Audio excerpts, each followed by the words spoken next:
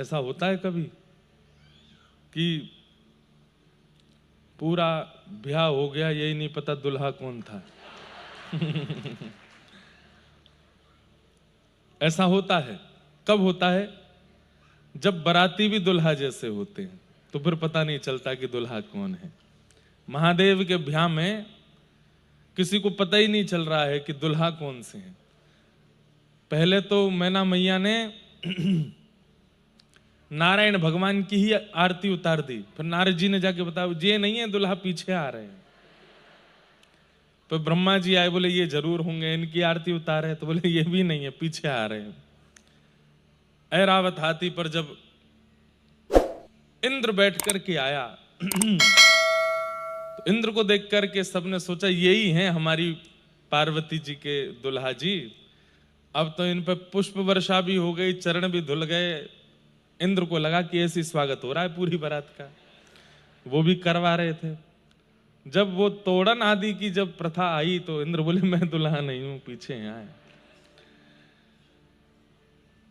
सब सोचने लगे जब बाराती इतने सुंदर हैं, जब एक से एक ये सब इतने सुंदर हैं, तो दुल्हा कितना सुंदर होगा। हम बारातियों पर ही लट्टू हुए जा रहे हैं। आहा, सबसे पीछे आ रहे हैं महादेव। कैसे? यस्यास्ते ड्राट ड्राट डुट डुट मम लम टम टम टम टम टम डम शम डुडम शम डुहि डुहि चकितम भूपके भूपनालम तैलम तैलम तो तैलम खुकु Kuku Kuku क्वांकु Quang क्वांकु Quang Quang. आहा, हा हा हु ही करते हुए भूत प्रेत घूम रहे हैं, ऊपर नीचे डोल रहे हैं। हिमालय में जितने घर हैं सबके भीतर घुस घुस करके निकाल निकाल के रसोइयों से सामग्री पा रहे हैं। नंदी महाराज पर उल्टे बैठे हैं महादेव, पीछे की तरफ मुख करके, भस्म रमाए। आहा, हमारे बक्सर वाले मामा जी गाते हैं, अरे बाप रे बाप। बारात देख करके हिमालय के लोगों की स्थिति कैसी हुई? अरे बाप रे बाप, कैसन कैसन भूत प्रेत, कैसन कैसन सांप। अरे बाप रे बाप, कैसन कैसन भूत प्रेत, कैसन कैसन सांप। अब हम पूरा पद गाते हैं तो यही शुभ विवाह हो जाए आज। महाराज, बच्चे डर के मारे घरों में घुस गए हैं, माताओं की गोद में चढ़ गए हैं। बोले बचाओ। बोले क्या हुआ? बोले भूत प्रेत डांकनी पिशाचनी सब आ रहे हैं। कोई मुखहीन विपुल मुख काहू, किसी का सिर ही नहीं है और किसी के खूब सारे सिर हैं। ऐसे ऐसे भूत प्रेतों की बारात लेकर के महादेव पधारे। सासू मां देखते ही बेहोश होकर गिर पड़ी। अच्छा, बेहोश पहले नहीं हुई, पहले तो देखी ये कौन है। नारद जी बोले यही हैं आपके पहुना, यही हैं आपके जमाई राजा। कहां पार्वती जी की सुंदरता और कहां पार्वती जी का स्वरूप लावण्य। महादेव सुंदरता में कम नहीं है, महादेव बहुत सुंदर है, बहुत सुंदर है, पर बनके ऐसे रहते हैं कि सामान्य व्यक्ति उसको स्वीकार नहीं कर पा रहा है।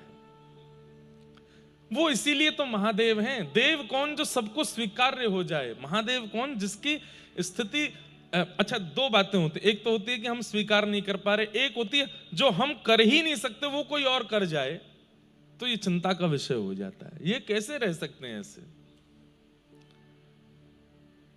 गरम गरम चिता की भस्म लेप लगा करके आए हैं अपने शरीर पर, त्रिपुंड लगाए, आंखों की आज तो और ज्यादा भस्म लगाई। और दिन तो थोड़ी बहुत लगाते थे, आज दुल्हा बने हैं तो आज विशेष भस्म लगा के आए हैं। कह रहे हैं आचार्य कैसन कि महाराज महादेव की बारात जाने वाली है, महादेव भस्म का अपने ऊपर श्रृंगार करने वाले हैं। ये जान करके कितने लोगों ने प्राण त्याग दिए ताकि हम शमशान में जल जाएं, हम भस्म बन के लगे। आज सबको भस्म के रूप में लगा करके आए। महादेव बैठे हैं सामने, सासू मां मूर्छित होकर के गिर पड़ी हैं। महादेव बोले क्या करना है भैया हमको? बोले अभी तो वापस जाओ, अभी सासू मां होश में आ जाए फिर आना। महादेव बेचारे सब भूत प्रेतों को लेकर के फिर से चले गए। बैठे हैं एक कोने में जाकर के, वहीं जाकर के बोले हम तो पहले ही ब्याह के इच्छुक नहीं थे, हम तो पहले ही मना कर रहे थे, ये नारायण हमारे पीछे पड़ गए। इन्होंने ही हमको कहा कि आप जाके ब्याह करो, सब ऋषि जन आके के वो ब्याह करो, इसलिए करना पड़ रहा है हमें। तो फिर नारद जी महाराज ने नैना मैया को समझाया, बोले बाह्य दृष्टि से देखोगे तो आपको भस्म दिखेगी, नाग दिखेंगे, बिच्छू दिखेंगे, बागंबर दिखेगा। भाव दृष्टि से देखो, वो सामान्य नहीं है, साक्षात महादेव है। अब की बार जब दृष्टि गुरु युक्त हो गई, अभी तक नैना मैया की दृष्टि सामान्य दृष्टि थी, पर नारद जी ने जब गुरु रूप आकर के महादेव के रूप का वर्णन किया और पुनः जब महादेव पधारे, क्या कहें महाराज, अब बारात फीकी लग रही है, महादेव सबसे सुंदर लग रहे हैं। और रूप माधुरी देख करके नैना मैया बार बार बलि जा रही हैं और श्री पार्वती जी का मंगल विवाह पाणी ग्रहण संपन्न हुआ। अद्भुत, हमारे भारत की परंपरा की कथा जगत के शास्त्रों की जो बातें हैं ना, वो अद्भुत है। उनको समझना सुनना, हम आपको बताएं, आप तो श्रोता हो, हम तो वक्ता हैं। 10 साल से हम कथा कर रहे हैं, हमारा काम ही कथा करना है, हमारा जीवन ही कथा करना है, हमारा परिवार ही कथा है, हमारा जीवन सर्वस्व कथा ही है। तब भी हमको हर दिन लगता है कि हम और क्या पढ़ें और क्या सुन लें और क्या हमें प्राप्त हो जाए, अभी भी कुछ अधूरा है, कुछ रह रहा है, कुछ और लेना है। और इसी कारण हमें लगता है कि हम सुना पाते हैं, कह पाते। जिस दिन ये मन में आ गया कि नहीं अब परिपूर्ण हो गया, उसी दिन हमें लगता है कि इस वाणी की गरिमा नष्ट हो जाएगी। ये वाणी गौरवान्वित हमें भी करती है, क्यों? क्योंकि इसमें हर दिन सीखने की ललक है, सीखने की इच्छा है। और हमारा हिंदू वैदिक सनातन धर्म हर दिन नवीनता प्रस्तुत करता है। हर दिन आप एक ही विषय को बार बार पढ़ेंगे तो बार बार उसमें नवीनता आती है। ये हमारे पुराणों की आधुनिकता है। इसीलिए वो पुराण, पुरा अपि नवम, जो हैं बहुत पुराने, 5-5 हजार साल पहले लिखे गए हैं, लेकिन हर बार नए लगते हैं, इसलिए उनको पुराण कहते हैं। पुरा अपि नवम इति पुराणम। तो महादेव आज हो सकता, हमारे पूज्य नाना जी कहते थे कि कथा में लीक से हटकर के कोई प्रसंग यदि आ जाए तो समझना है ठाकुर जी को बहुत उम्मीद है आप लोगों से। ठाकुर जी तरस गए हैं, क्यों? नरसिंह मेहता मीराबाई के बाद कोई मिल ही नहीं रहा है ऐसा जिसके लिए मैं जाऊं, जिसके लिए मैं उसके पास पहुंच करके कुछ करूं, कोई मिल ही नहीं रहा है। भैया मेरी प्रार्थना, मेरे और आपके जीवन काल के बीच में कोई तो ऐसा भक्त हो जिसके लिए ठाकुर जी प्रत्यक्ष प्रकट होकर के कोई लीला करें। अरे हम नरसिंह मेहता नहीं बन सकते, हम जनाबाई नहीं बन सकते, हम तुकाराम नहीं बन सकते, हम सक्कूबाई नहीं बन सकते, हम नरसिंह मेहता नहीं बन सकते। पर कई बार मुझे लोग मिलते हैं, जूनागढ़ में भी एक मिले थे, बोले कि महाराज जी मेरे पर दादा और उनके पूरे खानदान में पूर्वज जो थे वो नरसिंह मेहता जी के साथ संकीर्तन में जाते थे, उनके वंश का मैं बालक हूं। नरसिंह मेहता जी का नहीं, उनके साथ कीर्तन में संगत करने वाले थे, उनका मैं वंशज हूं, ऐसा मुझे किसी ने बताया। मैंने कितना भाग्य इसका। हम आप सब लोगों की तो भैया इतनी योग्यता नहीं कि ठाकुर जी हमारे सामने प्रत्यक्ष हो भी सकते हैं, पर हम में से ही कोई ऐसा निकले ताकि हमारी वंश की पीढ़ी भी आगे जाके कहे कि भैया हमारे पूर्वज जो थे वो फलाने भक्त के संग रहे थे जिनको ठाकुर जी ने दर्शन दिया। तो कंप्यूटर का जमाना है, सोशल मीडिया का जमाना है, हमारी एक बात मानेंगे? सतयुग, त्रेता, द्वापर, कलयुग, ये 4 युग हैं। सतयुग में राक्षस का नाम रिवील हो चुका है, कौन था? हिरण्यकश्यप, हिरण्याक्ष। त्रेता के राक्षस का नाम भी सबको पता है, रावण, कुंभकर्ण। द्वापर के राक्षसों का भी नाम पता है, शिशुपाल, दंत वक्र, कंस। वैसे विशेष रूप से 2 ही होते हैं जो जय विजय बने थे। कलयुग में राक्षस कौन है? इंटरनेट और मोबाइल, ये दोनों राक्षस हैं। आप कहोगे महाराज जी क्यों राक्षस हैं? राक्षस क्या करते हैं? जो अपनी पूजा आपसे करावे, 24 घंटा अपने संग लगाए रखे। रावण की क्या जिद थी लंका में कि राम को मत भजो, कृष्ण को मत भजो, वासुदेव को मत भजो, नारायण को मत भजो, मैं परमात्मा हूं, 24 घंटा मुझे देखो, मुझे भजो। फोन भी तो यही कह रहा है। सुबह उठते ही व्यक्ति ठाकुर जी का नाम नहीं लेता, फोन कहां है मेरा? कहाँ गए भैया तुम? चिट्ठी ना कोई संदेश, जहां तुम चले गए। इतने प्राण बसते हैं उसमें।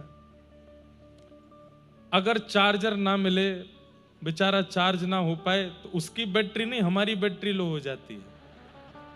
हमको भोजन नहीं मिले, उसको जरूर चार्जिंग कर दो। अच्छा चलो फोन है, उसमें नंबर है, फोन कॉल लग जाता है। लेकिन अगर इंटरनेट ना हो, जहां पर नेटवर्क ही नहीं आ रहे हो, इंटरनेट चले ही नहीं रहा हो, वहां व्यक्ति 2-4 दिन से ज्यादा रह नहीं सकता। पहले व्यक्ति की जरूरत होती थी हवा, पानी, कपड़ा। अब व्यक्ति की जरूरत होती है 4G 5G नेटवर्क तो होना चाहिए, तो ही मैं जीवित रह पाऊंगा। जो अपने अधीन कर ले वही तो राक्षस है। ठाकुर जी के अधीन हमको होना चाहिए था, हम किसके अधीन होते जा रहे हैं? अभी भी इतना राक्षसत्व नहीं आया है, पर हमारा और यहां जितने युवा बैठे हैं, हम लोगों के बुढ़ापे में देखना क्या होगा। जन्म लेते ही बच्चा रोया करेगा, किसी चीज से शांत नहीं होगा, दूध से भी शांत, उसको फोन दिखाना पड़ेगा। फोन में मैं तोता हरे रंग का मैं तोता सुनेगा तब शांत होगा। हमारी भी बहनें हैं, उनके छोटे छोटे बच्चे, मैं देखता हूं उनको कैसे शांत होते हैं। पर हां, एक चीज हुई है, मानना पड़ेगा, पिछले 1-1.5 साल में अब मैं तोता बंद हो गया है, बरसाने की छोरी शुरू हो गया है। अब हमको लोग बोलते महाराज जी हमारे बालक भोजन नहीं करते जब तक बरसाने की छोरी नहीं सुने। मैंने कहा वाह, चलो अच्छा, ऐसी बहाने किशोरी जी का नाम तो सुन रहे हैं, बरसाने का नाम तो सुन रहे हैं, बड़े होके कभी तो कहेंगे मैया ये बरसाना है क्या, लेके तो चलो एक बार, फिर लेके जाना उनको। तो हम तो 2-4 और ऐसे संकीर्तन बनाने वाले हैं कि जिनसे बच्चा भोजन करे, पढ़ाई करे, रोटी खावे, सो जाए। अच्छा है, तो हम तो प्रयास कर रहे हैं कि ये फोन राक्षस ना बने, ये देव ही बना रहे, पर ये होगा नहीं। बहुत जल्दी ये राक्षसत्व का रूप धारण कर लेगा, हमारे प्राण बसेंगे इसमें। ये अगर नष्ट हुआ तो कितने लोगों के प्राण आज भी हैं, आज भी कितने लोग ऐसे हैं संसार में जिन्हें भोजन ना दो, पानी ना दो चलेगा, पर फोन अगर दूर कर लिया तो शायद प्राण चले जाएं उनके। ये राक्षस हैं कलयुग के। इसलिए कभी वृंदावन जाए ना बंधु, तो हमारे कहे से तटीय स्थान जाइएगा। तटीय स्थान में फोन अलाउ नहीं है, इलेक्ट्रिसिटी अलाउ नहीं है, पंखे अलाउ नहीं है, लाइट अलाउ नहीं है, मतलब आधुनिक यंत्र कोई भी अलाउ नहीं है वहां पर। दिए की रोशनी होती है, रेत बिछी है, दरी आदि, अभी सर्दियों में तो दरी बिछती है, नहीं तो गर्मियों में तो रेत में ही बैठते हैं। वहां पर शाम का, रात्रि का समय होता है तो व्यक्ति का मुखमंडल दिखाई नहीं देता, शांति इतनी कि कोई कील भी गिर दे तो उसका स्वर आ जाएगा। और उस तटीय स्थान में जब जाकर के आप 2-4 घंटे व्यतीत करोगे तो आपको लगेगा कि अपने आज तक के जीवन में ये 4 घंटे ही थे जो मैं जिया हूं, बाकी मैं जिया नहीं था। ऐसा अद्भुत स्थान है।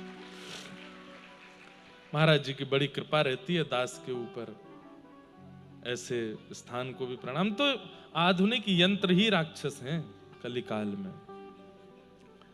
पर कई लोगों ने इन यंत्रों को ही गुरु बना करके अच्छे कार्य भी कर रखे हैं। अब यहाँ हजारों लाखों लोग केवल उसी के माध्यम से कथा सुनते हैं।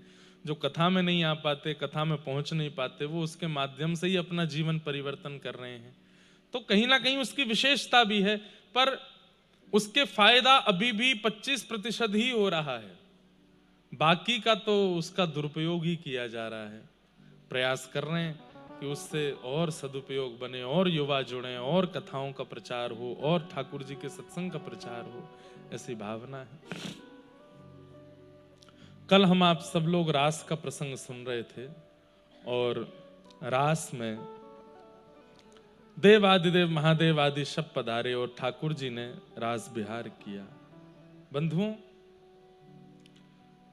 आचार्य चरणों की माने तो 6 महीने तक रास चलता रहा, 6 माह तक। और वो 6 महीने भी हमारे आप वाले नहीं, ब्रह्मा जी के 6 महीने। ब्रह्मा जी का 6 महीना कितना बड़ा होता है, सुनिएगा।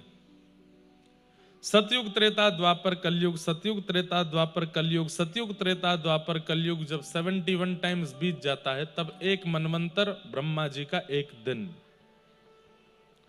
सतयुग, त्रेता, द्वापर, कलयुग 71 टाइम्स जब बीत जाता है, अभी एक चल रहा है कलयुग, ये 71 टाइम्स आ जाएगा, तब ब्रह्मा जी का एक दिन होगा, एक मनवंतर पूरा होगा। ऐसे ब्रह्मा जी भी 100 वर्ष की आयु तक जीते हैं। उन ब्रह्मा जी के 6 महीने तक ठाकुर जी रास करते रहे। सोचो, हमारी सोच से परे है। अगर इस 6 महीने को हम काउंट करें तो इसका मतलब क्या है? रास करते रहे नहीं, वो पास्ट टेंस नहीं है, प्रेजेंट टेंस है। अब भी रास चल रहा है वृंदावन में, आज भी अनुभव होता है। श्री निधिवन राज में, सेवा कुंज में, यमुना पुलिन पर आज भी ठाकुर जी का रास बिहार हो रहा है। और उसी रास बिहार का अनुभव करने के लिए असंख्य महापुरुष वृंदावन में भजन कर रहे हैं। असंख्य लोग वृंदावन जाकर के श्री किशोरी जी की शरणागति कर रहे हैं, ताकि उस रास का हमें किंचित अनुभव हो जाए। ऐसा वृंदावन धाम, जहां आज भी रास हो रहा है, आज भी रास रच रहा है। वृंदावन में कभी पास्ट टेंस का प्रयोग मत किया कीजिए कि ठाकुर जी मक्खन चुराया करते थे, यमुना जी पे लीला करते थे, यहां पे ये करते थे। नहीं, आपकी भक्ति उस दिन सुदृढ़ हो जाए जिस दिन आप थे को हैं बोलो। आज भी लीला करते हैं, यहां रास करते हैं, माखन चुराते हैं सब। अब एक बड़ी प्रसिद्ध कथा आप सबने सुनी है। आज से 450 वर्ष पहले श्रीनाथ जी, जो आपके उदयपुर में विराजमान हैं, उदयपुर के पास नाथद्वार में विराजमान हैं, जब गिरिराज जी में विराजमान थे, गोवर्धन में विराजमान थे, अनेक लीलाएं ठाकुर जी ने की हैं। कितनी लीलाएं, मेरे को तो एक साथ सारी याद आ जाती हैं, कौन कौन से सुनाऊं। गोविंद स्वामी जी के साथ में, गोविंद दास के साथ में छुपम छुपाई खेलते थे ठाकुर जी। गोविंद दास के साथ में छुपन छुपाई खेलते थे। गोविंद दास जी की बारी आती तो गिनती करते 1 2 3, ठाकुर जी जाके छुप जाते सघन वन में। पर गोविंद दास जी तो भक्त हैं ना, इतने चतुर, ठाकुर जी के श्री अंग जहां जहां स्पर्श होता वहीं वहीं सुगंधी हो जाती, तो सूंघ सूंघ करके पेड़ों को पहुंच गए। तभी देखा पीतांबरी लटकी हुई है ठाकुर जी की, ठाकुर जी को कर दिया, ठाकुर जी पकड़े गए। अच्छा, एक लीला और मैंने पढ़ी थी, किशोरी जी और ठाकुर जी छुपन छुपाई खेलते हैं। आजकल के बच्चे नहीं खेलते ये सब खेल। हमारे युवा भाई बहन कभी कभी ये सब खेल खेला करो। और जैसे युवा सब लोग मिलकर के रविवार के दिन कोई प्रांगण में जाके कीर्तन करो, कीर्तन करके अपने सेवा के ठाकुर जी को वहां लेकर के जाओ, उनको बढ़िया मधुर विराजमान वृक्ष के नीचे करो, उनके सामने सखाओं की मंडली बना लो, फिर ठाकुर जी को ऐसे मानो कि ये हमारे साथ बैठे हैं, और फिर आप लोग क्रीड़ा करो। पर वो खेल होने चाहिए वही वाले ठाकुर जी वाले। उसमें एक खेल आप करो, एक के आंख पे पट्टी बांध दो, पट्टी बांध करके एक दायरा बना दो, और उसके कहो भाई अब तू पकड़ के दिखा, हमको छू के दिखा। कितना आनंद आता है उस खेल में। एक बार किशोरी जी के साथ ठाकुर जी छुपन छुपाई खेल रहे थे, ध्यान से सुनना। तो ठाकुर जी की बारी आई तो ठाकुर जी गिनती गिनने लगे, सब सखियां छुप गईं जा जा करके जहां भी छुपना था। इतने में ही ललिता जी गईं ठाकुर जी के पास, बोले सुनो, बोले हाँ, हमारी किशोरी जी इतनी भोली हैं, सबसे पहले वही मिल जाएंगी आपको, तो देख करके भी अनदेखा कर देना। अगर आप जीत गए तो फिर देखना हम क्या करेंगे। बोले क्या करोगे? तुम्हारी वंशी चुरा लेंगे। ठाकुर जी बोले ये कोई खेल है? बोले कि हाँ यही खेल है। हम लोगों को ढूंढो, हम लोगों को। किशोरी जी सामने आके खड़ी भी हो जाए तो भी कहना हे श्यामा जी तुम कहां हो, मुझे तो दिख ही नहीं रहे। अरे किशोरी जी कहां चली गई?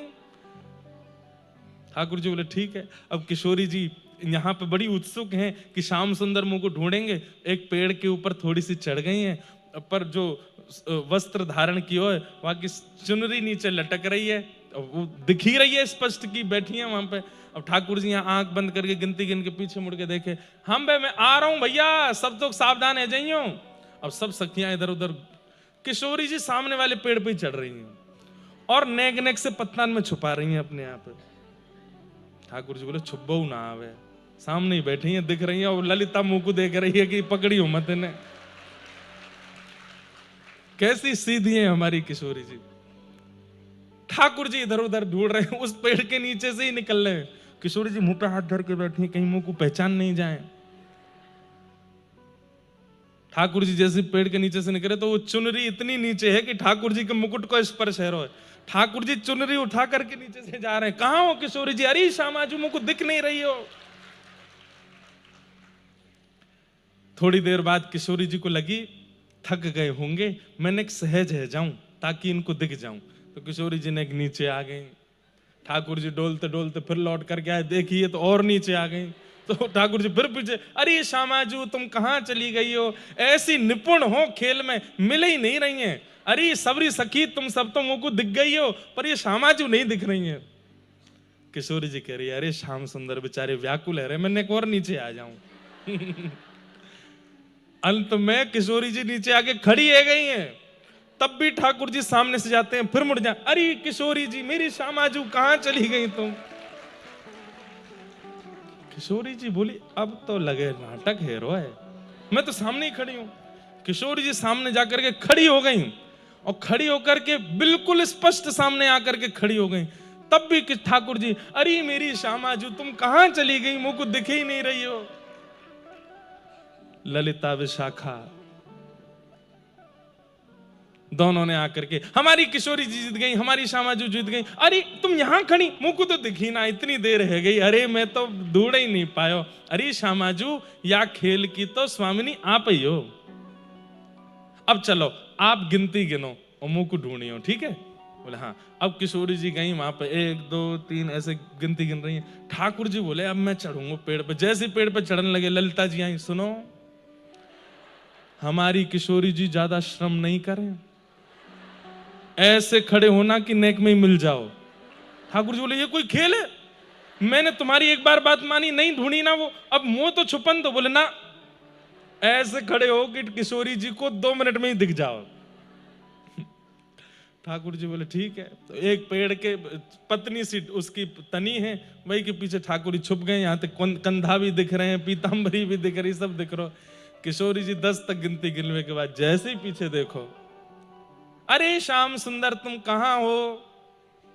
ठाकुर जी बोले, अब इतने में ना दिख रहा हूं मैं, नेक और पेड़ से इधर। अरे श्यामाजू इतकू हूं। किशोरी जी, अरे मैंने पकड़ लिए पकड़ लिए पकड़ लिए। सब सखियां बोली, अरे 2 मिनट में ही जीत गई। चलो श्याम सुंदर प्रणाम करो हमारी किशोरी जी को, या खेल की अग्रगण्या तो हमारी स्वामी जी हैं। जी स्वामी जी आप ही हो, सब खेलन में मुखिया आप ही हो, हम तो कछु है ही ना है। ऐसे हमारे श्याम सुंदर। तो ये खेल कभी कभी अपने घर के ठाकुर जी को, जब वो निवृत्त हो, आप भी फ्री हो, छत पे ले जाओ, कहीं बगीचे में ले जाओ, कहीं ले जाओ, 2-4 बालकों के झुंड ले जाओ, और बढ़िया ठाकुर जी का भोग प्रसाद करके ठाकुर जी को बढ़िया बैठाओ, और फिर उनके सामने उनके जैसे ही खेल खेलो, ठाकुर जी को सुख प्रदान करो। हम तो बड़े अपने लाल जी को खूब आनंद कराते हैं, ऐसे खूब खेल खेलते हैं एकांत में। तो ऐसे हमारे वृंदावनेश्वरी श्री राधा रानी है। आज भी ठाकुर जी लीला कर रहे हैं, आज भी रास वृंदावन में हो रहा है। बस दर्शन करने के लिए गुरु कृपा की दृष्टि चाहिए, आज भी अनुभव हो जाता है। आपको क्या लगता है, जिन महापुरुषों को आप प्रणाम करते हैं, उन्होंने ठाकुर जी का अनुभव नहीं किया होगा? निश्चित किया है, उनको अनुभव होता है। इसीलिए उनकी वाणी, उनका दर्शन, उनका स्वरूप, उनका वांग्मय, सब कुछ हमें इतना आकर्षित करता है, क्योंकि उन्हें ठाकुर जी दिख चुके हैं, ठाकुर जी का अनुभव हो चुका है। ठाकुर जी आज भी रास बिहार व्रज में कर रहे हैं। आज कथा क्रम बहुत है, हम जल्दी जल्दी अब सब क्रमों को जो विशेष लगेगा उस पर थोड़ा विस्तार करेंगे। वैसे तो सब विशेष है, श्रीमद् भागवत जी में कुछ भी ऐसा नहीं है। अब आगे एक गीत आता है, इसका अगर हमने विवेचन करना प्रारंभ किया तो 4 यहीं बजेंगे। इसका नाम है युगल गीत। आहा, बहुत सुंदर है। वाम बाहु कृत वाम कपोलो, वल्गित भ्रूरधरार्पित वेणुम, कोमलांग भी कोमलांगुलिभिराश्रित मार्गम, गोप्य ईरयति यत्र मुकुंद। कि श्रीमद् भागवत का एक गीत है, जैसे गोपी गीत है वैसे ही इसका नाम है युगल गीत। युगल गीत में क्या है, गोपियां आपस में ठाकुर जी की रूप माधुरी की आपस में चर्चा कर रही हैं, और वो चर्चा इतनी मधुर है, शुकाचार्य जी ने इस पूरी चर्चा को गीत का नाम दिया। बंधुओं, ठाकुर जी 3 प्रकार से वेणु रव करते हैं, मुरली, वंशी और वेणु, 3 हैं एक ही, पर उनका बजाने का, उनको धारण करने का तरीका सबके लिए अलग अलग है। समझिएगा बात को बहुत ध्यान से, इधर देखिए, मुरली, वंशी और वेणु। मुरली ठाकुर जी बजाते हैं तो दोनों जो हाथ हैं ठाकुर जी के वो अधर से नीचे रहते हैं, और वंशी ऐसे लेटी रहती है। ये ठाकुर जी का मुरली वादन है। बिल्कुल अधर के ही बगल में दोनों जब भुजा आ जाती हैं, ये ठाकुर जी का वंशी वादन है। और जहां ठाकुर जी का मुखमंडल बाम दिशा में ऐसे झुक जाए और दोनों हस्तकमल ऊपर आ जाएं और वेणु यहां अधर पर हो, इस प्रकार से हो, तो समझो वो वेणु वादन है। ठाकुर जी मुरली बजाते हैं ब्रजवासियों के लिए, गैयाओं के लिए, मतलब सबको जो सुनाई देती है वो है मुरली। अपने से प्रेम करने वाली सखियों को और सखाओं को जो सुनाई देती है उनके लिए जो बजाते हैं वो है वंशी, और श्री प्रिया जी के लिए जो बजाते हैं वो है वेणु। ठाकुर जी बिल्कुल लीन होकर के उसका वादन करते हैं। आपने अनेक दर्शन किए होंगे, ठाकुर जी के ऐसे दर्शन किए होंगे, ऐसे दर्शन किए होंगे, पर ऐसे दर्शन आपको बहुत कम मिलेंगे जहां ठाकुर जी का मुखमंडल किशोरी जी की तरफ झुका हो। ये बाम भाग किशोरी जी का है और यहाँ की तरफ ठाकुर जी झुके हैं, दोनों हस्तकमल ऊपर हैं। वेणु रव सबको सुनाई नहीं देता, उसका अधिकार किशोरी जी जिसको प्रदान करती हैं उसी को सुनाई देता है।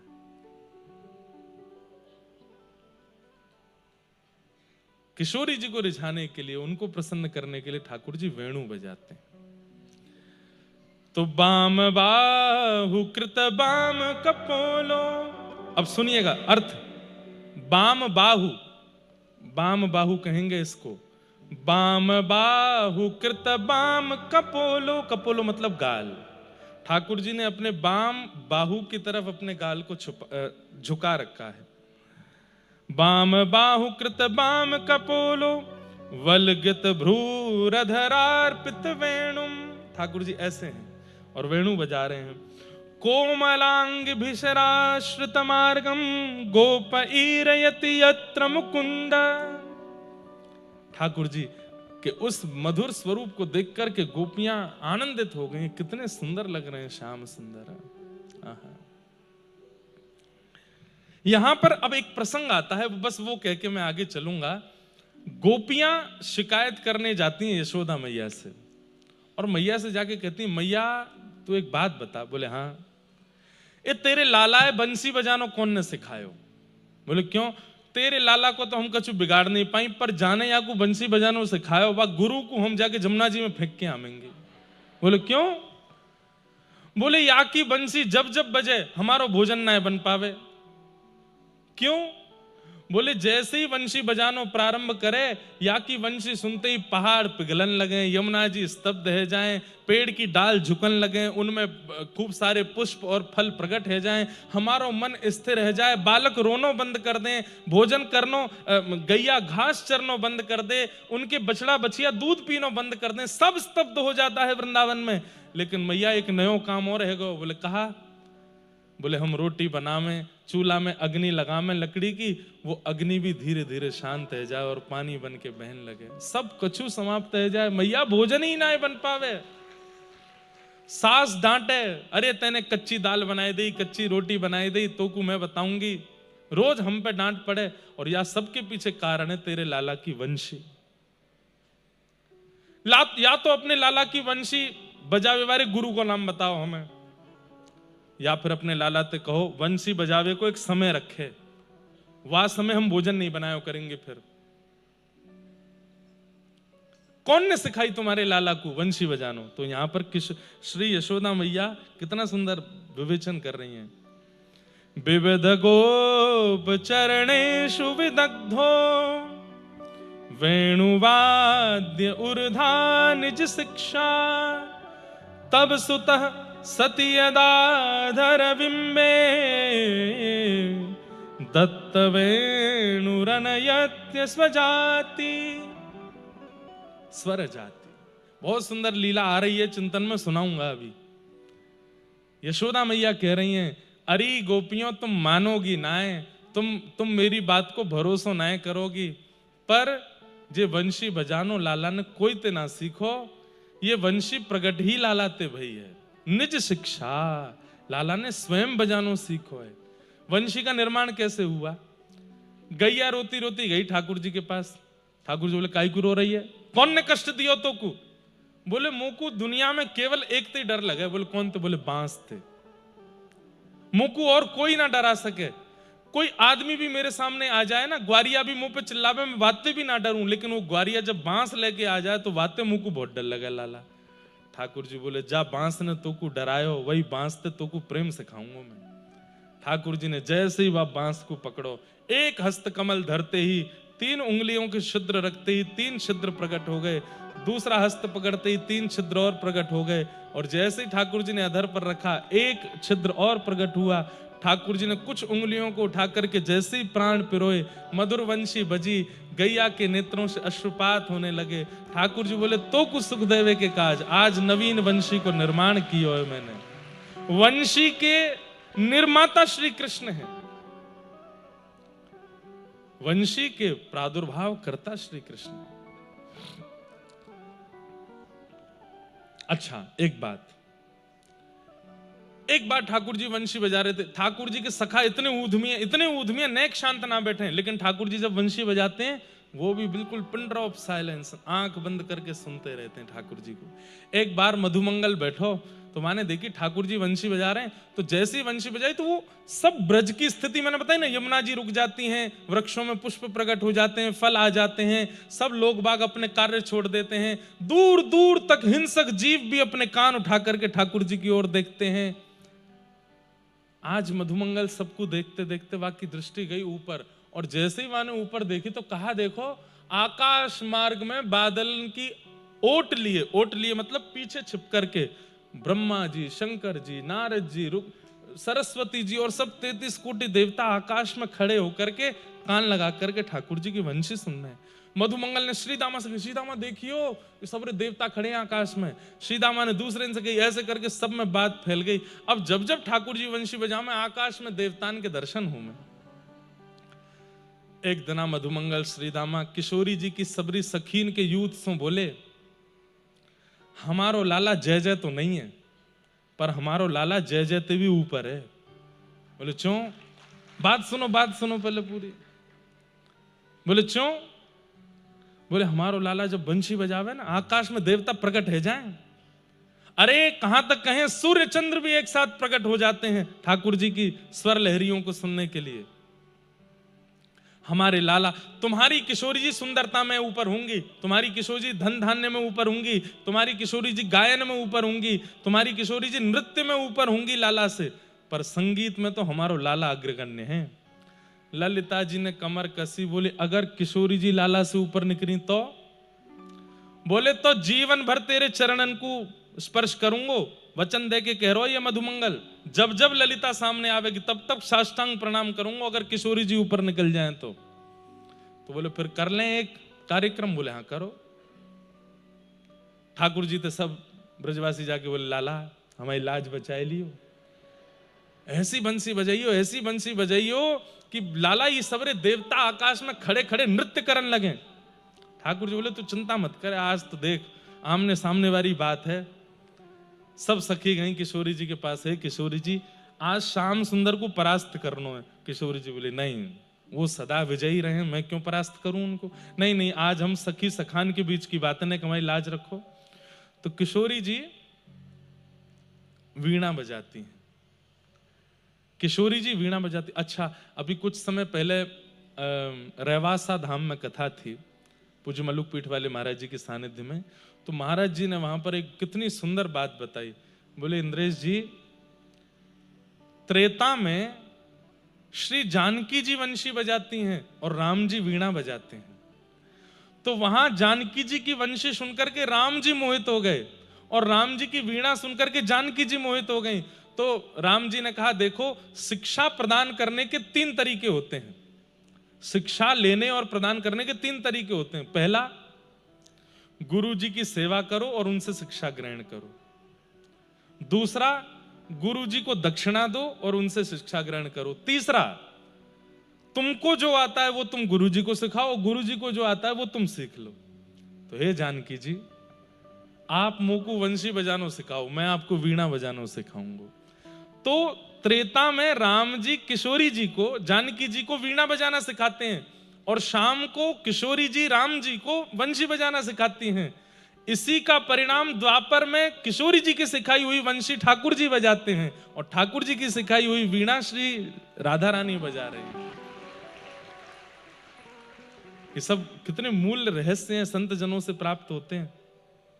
किशोरी जी वीणा लेकर के आई हैं, ठाकुर जी सामने बैठे हैं। किशोरी जी और ठाकुर जी के अंदर तो प्रतिस्पर्धा नहीं है, लेकिन सखा और सखीन को जितावे हरावे की बात है। ललिता जी बोली, पहले ठाकुर जी कछु सुना दें। मधुमंगल सीधा बोले, हैं हमारे लाला ने बंसी बजा दी तो फिर वाके बाद कछु बचेगा ही ना। हमारे लाला ने बंसी बजा दी तो फिर तुम कहीं तक दूर तक टिके ही नहीं पाओगे। बोले हम देख लेंगे कितने टिकेंगे, तुम बजाओ तो सही। ठाकुर जी ने अपने अधर पर वेणु धारण करी और महाराज यहां से प्रारंभ करते करते करते जैसे ही ठाकुर जी ने अपना मुखमंडल झुकाया और जब तेर सुनाई है, आहा, वृंदावन में आधा आकाश काला है और वहां चंद्रमा है, आधे आकाश में दिन है, वहां सूर्य है। आधे आकाश में रात्रि की निशा में जागृत होने वाले देवता खड़े हैं और आधे आकाश में जागृत अवस्था में खड़े होने वाले देवता खड़े हैं। यमुना जी स्तब्ध हो गई है, पवन बह रही है और हवा में भी चंदन की सुगंधी आ रही है। अद्भुत है, उस दृश्य का वर्णन नहीं कर सकते। ठाकुर जी की ऐसी वेणु सुन करके ललिता विशाखा भी झूमन लगी। मधुमंगल वो देख सीधामा है गई मोहित, मोहिनी चलाई दी हमारे लाला ने।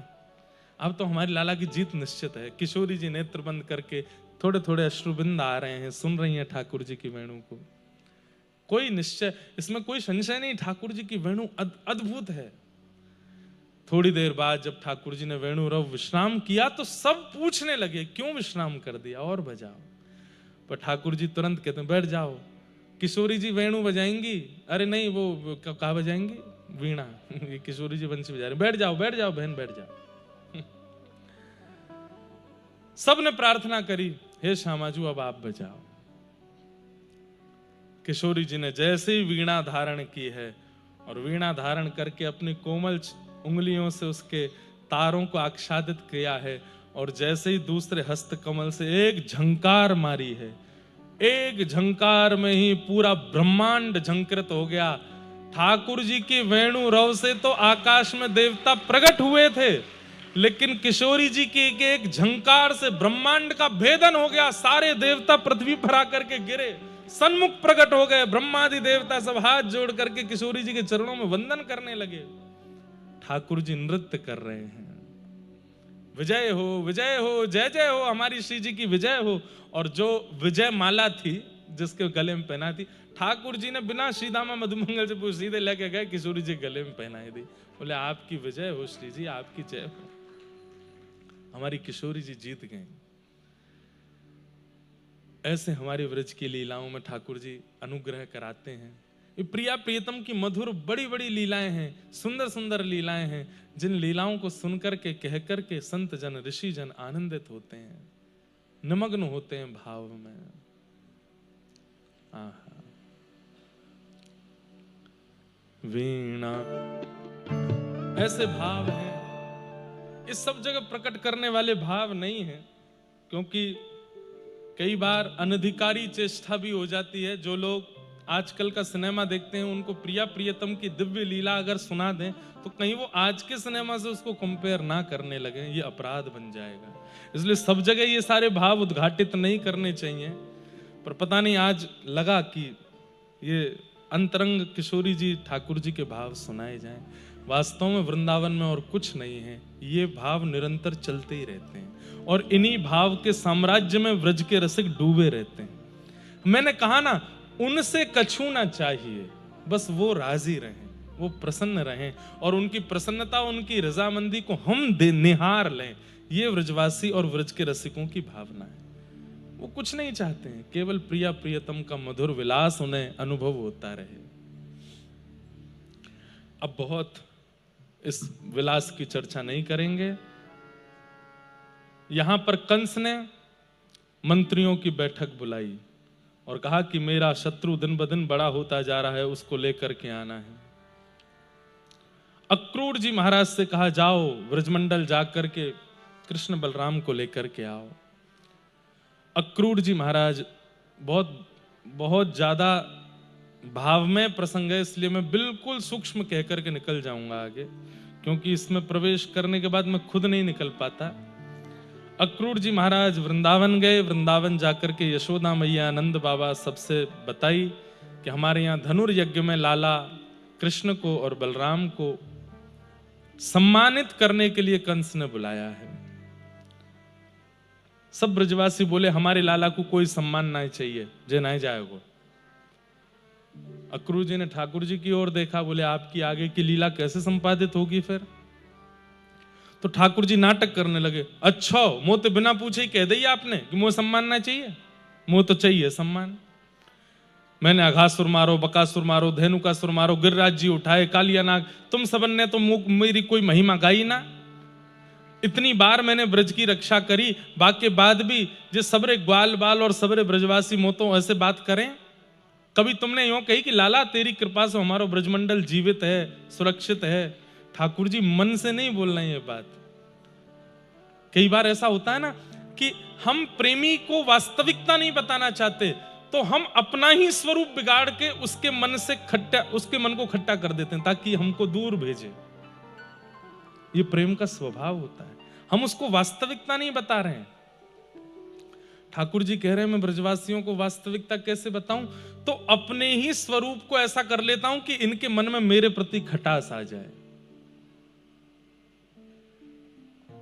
ठाकुर जी कह रहे हैं तुमने कब मेरी महिमा गाई?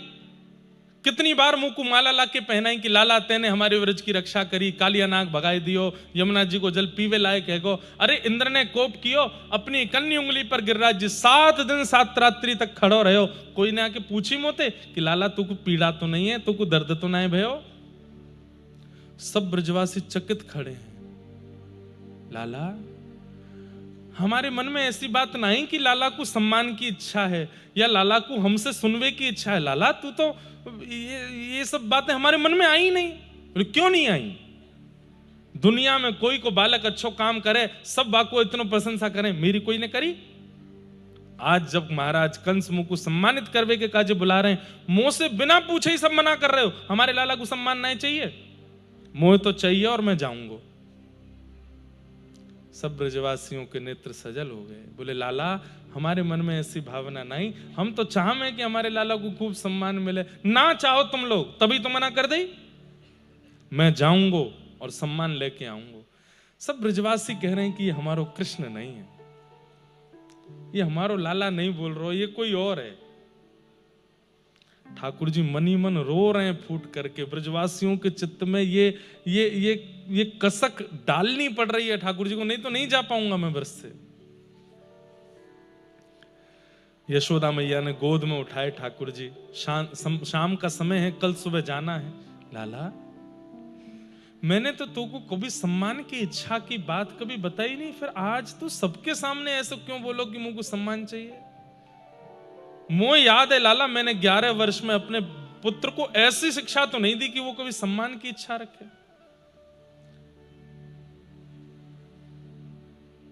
ठाकुर जी मैया की गोद से भी जानबूझ के उतर गए, बोले हाँ मैया, तू भी ना चाहे दुनिया की मैया अपने बालकन को सम्मान करा, मैं अपने बालकन को, तू तो मोया घर में ही बूढ़ो कर लेगी, यहां ते बाहर ही ना जान दे, यहीं बैठा के रखे, कछु करन ना दे। यशोदा मैया का हृदय भी भारी हो गया, बोले कि मेरो कन्हैया बोल रहा है, मेरो कृष्ण बोल रहा है। और ठाकुर जी ये सब बोल करके फिर एकांत में जाते हैं, दाऊ दादा को लेके जाते हैं, क्योंकि वही है एकमात्र जो सब जानते हैं, और उनसे कंठ लग करके रोते हैं, दादा मेरे प्राण निकरवे के है रहे, मैं कैसे बात कर रहा हूं इन सबंसों पर, मुंह को करना पड़ रहा है, दाऊ दादा तुम संभालो मुंह को। दाऊ दादा अपने रूप में आ जाते हैं, शेष नाग बन जाते हैं।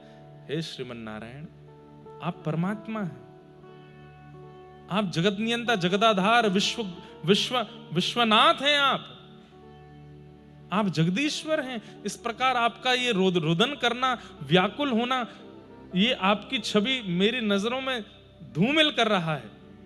अरे होने दे छवि धूमिल, मैं इन ब्रजवासियों के बिना कैसे रहूंगा, यशोदा मैया के बिना कैसे रहूंगा, ये मधुमंगल श्रीदामा मर नहीं जाए कहीं मेरे बिना। दाऊ दादा आप तो सब जानते हैं, कोई ऐसी योजना नहीं बन सकती। बोले कैसी? कि परमात्मा की पदवी कोई और संभाल ले, तीनों लोग कोई और संभाल ले, और मैं सदा के लिए इस वृंदावन में ही बस जाऊं, इन ब्रजवासियों के बीच में, मुझे नहीं जाना यहां से। दाऊ दादा ऐसो कछु है सके? शेषनाग हैं, शेष तत्व हैं, जीवाचार्य हैं दाऊ दादा, अपने स्वरूप में प्रकट हो गए, ठाकुर जी की स्तुति गाने लगे। नहीं नाथ, इस प्रकार की भावना, आपको आगे लीला के लिए आगे जाना पड़ेगा, मैं हूं ना साथ में, मैं चलूंगा, कोई और रास्ता बचा नहीं है। आज पहली बार परमात्मा प्रेम के घेर में घिर गए हैं और सोच नहीं पा रहे हैं मैं क्या करूं। बंधुओं, ठाकुर जी को कोई नहीं बांध सकता, वो विश्व को बांधते हैं, लेकिन ठाकुर जी को बांध दिया ब्रजवासियों ने, इसलिए ब्रजवासियों के लिए सब माफ है, ब्रजवासियों के लिए सब अच्छा है। क्यों? इन ब्रजवासियों से ही बंधे ठाकुर जी, इनके प्रेम में बंध गए। रात में यशोदा मैया अंक में भर के लाला को सोई है, लाला परसों आए जाइयो, और कंस बड़ो खतरनाक है, बाकी ज्यादा पास मत जाइयो, दूर ते ही सम्मान लेके आए जाइयो। और मेरो लाला, अब मैं तो 11 वर्ष है गए अपने लाला के बगैर सोई ना एक रात, कल रात कैसे सोऊंगी मैं? मैया मैं भी तो नहीं सोया तेरे बिना, मैं कैसे सोऊंगो? अच्छा लाला कोई बात ना, एक रात की तो बात है, परसों तो लाला आ जाएगो? बोले हाँ मैया मैं परसों आ जाऊंगा। अच्छा चल मेरे अंक से लग जा। ठाकुर जी अंक से लग गए। यशोदा मैया के वक्ष पर ठाकुर जी अपना मुख पधरा करके गहरी सांस लेते हैं, मानो श्री यशोदा जी की अंग की सुगंधी को अपने अंदर ले रहे हैं, क्योंकि अब ये सुगंधी मिलने वाली नहीं है। यशोदा मैया के पेट को पकड़ते हैं, कभी भुजा को पकड़ते हैं, कभी गर्दन पे हाथ रख लेते हैं, कभी गाल पे हाथ रख लेते हैं, एक एक अंग का स्पर्श ठाकुर जी अपने अंदर समाहित कर रहे हैं। अब ये स्पर्श मुझे मिलेगा नहीं। बंधुओं, यशोदा मैया तो आंसुओं से रो रही हैं, तकिया पर सिरहाना रखे, पर ठाकुर जी आंसुओं को अंदर ले रहे हैं, क्योंकि मैं रोयो तो मैया तुरंत उठ के बैठ जाएगी। एक बात तो है बंधुओं, विश्व ने पूरे भक्तों का दुख गाया, मीराबाई का दुख सबने सुना, नरसिंह मेहता का कष्ट सबने सुना, सूरदास जी की पीड़ा सबने सुनी, जनाबाई का कष्ट सबने सुना, अरे यशोदा जी का कष्ट सबने गाया, किशोरी जी का भी विरह सबने गाया, गोपियों का विलाप सबने गाया, पर कृष्ण का विरह किसी ने, सबने नजरअंदाज कर दिया। किसी ने यह विचार नहीं किया कि वे कितने मजबूर हैं,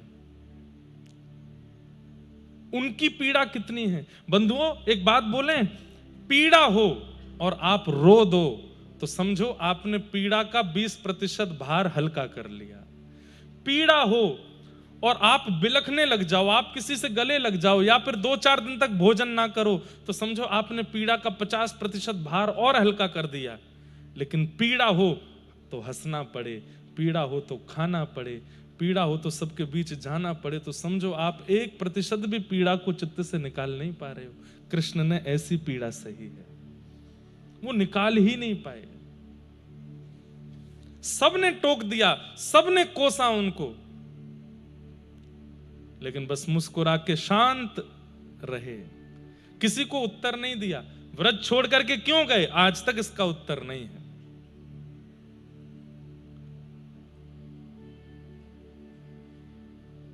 ठाकुर जी प्रातः काल का समय, नेत्रों में भयंकर आंसू भरे हैं, लेकिन बार बार पहुंचते हैं कि मैया को दिख नहीं जाए। और जैसे एक बालक पहली बार किसी मेले में जाता है उत्साह में, उतने उत्साह में कृष्ण भरे हैं। आज मुझको सम्मान मिलेगा और सबके आगे मैया मैं कैसा लग रहा हूं, बोले मैया कह रही बहुत अच्छा लग रहा है लाला। सबको ये लग रहा है कृष्ण कितने उत्साहित हैं, पर अंदर से टूटे हैं ठाकुर जी। नंद भवन का जैसे ही द्वार खुला, जैसे आप संख्या में बैठे हैं, इससे भी 1000 गुना संख्या में ब्रजवासी खड़े हैं, लेकिन एक शब्द भी नहीं निकल रहा है और सब बस एक दूसरे के ऊपर से ठाकुर जी को देख रहे हैं। सब लोग सोच रहे थे हम लोगों को देख करके लाला रुक जाएगा, पर जब ठाकुर जी को इतने उत्साह में देखा, सब ब्रजवासी बोले ये तो बड़ो आनंद में, ये तो जावे के काजे पूरा तैयार बैठो है। ठाकुर जी बाहर निकल के आए, सब ब्रजवासी से बोले अब मैं जा रहा हूं, कंस से सम्मान लेके आऊंगा। कल मैंने थोड़ी ज्यादा कड़वी बात कह दी, बुरा मत मानियो सब लोग, और मैं परसों आ जाऊंगा। परसों का नाम सुनते ही बस ब्रजवासियों की सिसकियां सुनाई दे रही हैं और आंखें लाल और अश्रुबिंद गिर रहे हैं। सोचिए बंधुओं, एक दिन भी जिसके बगैर व्यतीत करना, एक क्षण भी जिसके बगैर व्यतीत करना भारी है, वो परसों कैसे तक रह लेंगे।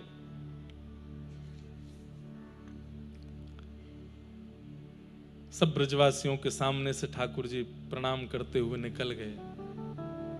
किशोरी जी के पास गए, हे श्यामाजू आप तो सब जानते हैं, मुझे लीला के लिए आगे जाना पड़ेगा, मुझे आज्ञा दीजिए, अब मैं आगे लीला में प्रवेश करूं।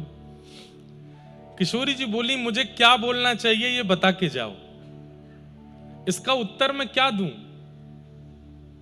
क्या मैं ऐसा कह दूं कि आप अपनी लीला अच्छे से संपादित करो? अगर मैं ऐसा कह देती हूं कि आप लीला अच्छे से संपादित करो, ये प्रेम का स्वरूप नहीं है।